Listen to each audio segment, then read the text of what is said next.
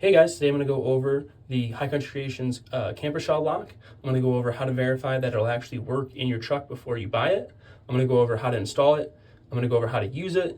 And lastly, I'm going to go over some of the safety features that are included with it. So this is how you're going to receive the lock. It's going to come assembled. All right, so one of the more important questions is, will it work on my particular bed cap? There's basically 3 criteria that you need to verify. First and foremost, you'll need this type of locking bar in your truck. My particular topper or camper shell is an ARE topper with this particular kind of locking bar where these 2 bars basically go out and lock in on the corners there. So if you have that kind of locking mechanism, you're good. Basically any locking mechanism with a sliding bar like this, in theory it should work. So this one just happens to be an ARE topper.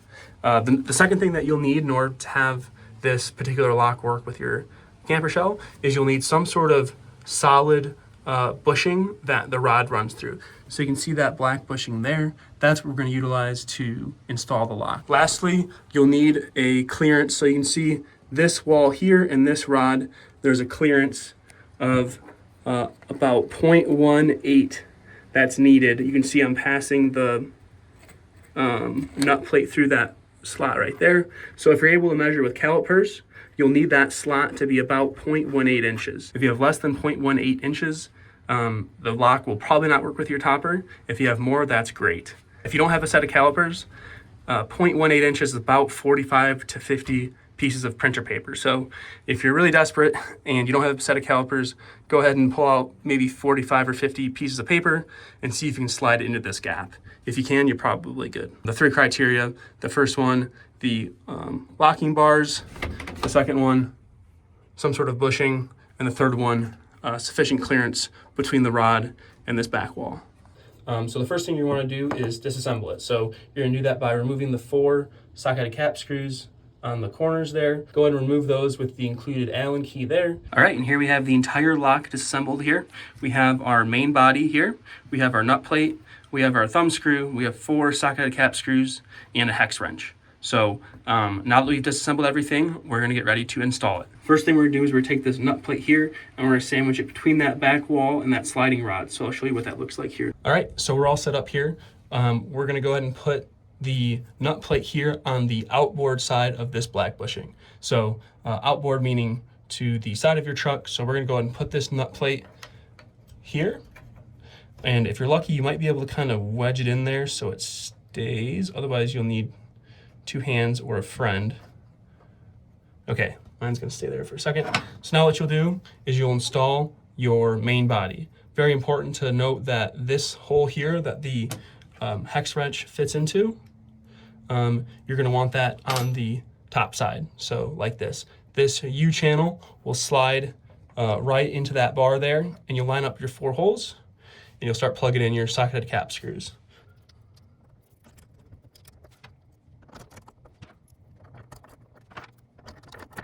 All right, now we've got everything lightly tightened. We don't have everything snugged up yet, so now we're gonna snug everything up. When you're tightening up these screws, 2 very important things. First of all, you're gonna wanna do it in a crisscross pattern. So you can see we're on the bottom left right now. I'll just snug it up. I'll go top right, then I'll go over to top left, and then I'll go bottom right. So I just snugged them up. Now I'll do one more tighten. The second very important thing is do not over tighten these screws. You don't need to kill them. You only want to use this end of the hex wrench, not this end. We don't need that much leverage, so we're only going to use this side. So, and I'm going to show you you can kind of see from my effort level how hard I'm twisting these. So there you go. That's all you need. You can see that just enough to where it starts to hurt your hand a little bit, but do not over tighten these. All right, there you go. Our 4 socket cap screws are completely tight.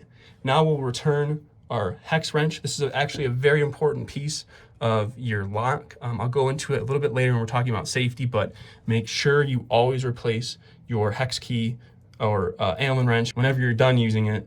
And the other important note is that it slides from right to left here. So go ahead and stick it in, give it a good snug it up in there, and there you go. That hex wrench stars away into the assembly. All right, the next step is to go ahead and install your thumb screw.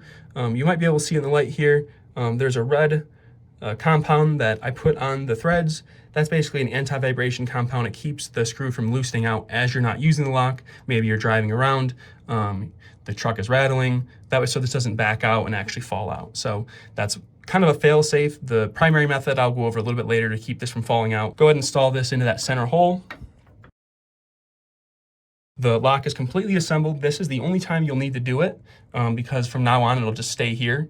And whenever you're not using it, you'll put it on the side. And whenever you're using it, you'll slide it over and twist it on. So speaking of that, I'm gonna go ahead and show you guys how to actually use the lock. All right, now we're actually gonna activate the lock. So go ahead and slide this all the way to the left until you're contacting that black bushing very securely.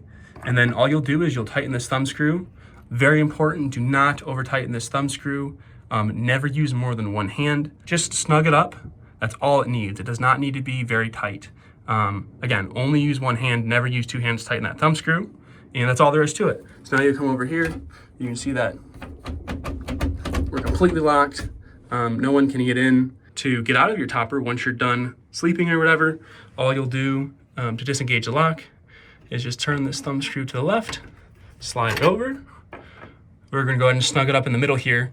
The reason we snug it up in the middle between these, kind of in the middle of this bar, is that way so we put some tension on this thumb screw, and that's the primary method to keep that thumb screw from backing out. So there is that vibration compound on the threads, just in case you forget to do that, but this is the best way to keep it from backing out. You'll see that when it's not in use, this functions as normally, and that lock just shuttles back and forth.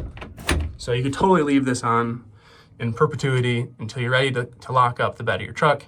And all you need to do is just loosen the thumb screw, slide it over, and tighten it up, and then you're locked. All right, guys, the last thing I want to cover with you guys is safety. So obviously this is a lock. It locks you kind of in the bed of your truck and locks other people out. So obviously we don't ever want to get in a situation where we're locked in the bed of our truck and we can't get out. So there's a couple different safety mechanisms that we're going to use to keep that from happening. First and foremost, whenever you're using the lock, only tighten this thumb screw with one hand. Never use two. That way, so if you ever get into a pickle and it ends up being tighter than you wanted it to be or tighter than you expected, you can just use two hands and basically use the wings of the nut to loosen it like that. So only use one hand, never use two to tighten. And then if you ever need to loosen it, you can go ahead and use two hands to loosen. So that's your primary safety mechanism. Let's say it's way tighter than you thought and you really can't get it loosened even with two hands. That's where this hex key will come in and basically get you out of trouble. So the hex key stores right at the top of the assembly, and all you'll do is, if you can't get this thumb screw out, you'll actually go around and remove the socket head cap screws and actually physically disassemble the lock. So you'd go around, remove all four, the lock would fall apart and you'd be able to get out. So with that being said, this is a very important piece of safety equipment. Never use this lock if it's not stored away in its proper spot. And always, always, always put it back where it goes when you're done using it. Whenever you're done using it, make sure it goes back. Give it a good push in there so it doesn't fall out. And there you go. You should never find yourself in a situation where you're unable to get this lock off. There's obviously the first safety mechanism, don't over tighten it. And if you do find yourself in a problem, the lock can always be physically disassembled with its hex key. All right, and that's all there is to it. By far the best way that I've ever seen to lock this panel when you're camping. So yeah, if you have any comments, questions, concerns, suggestions, anything like that, go ahead and check out the description of the video. I'll have a link to buy, along with some other information, anything you guys might need in that description. So thanks so much for watching and have a great day.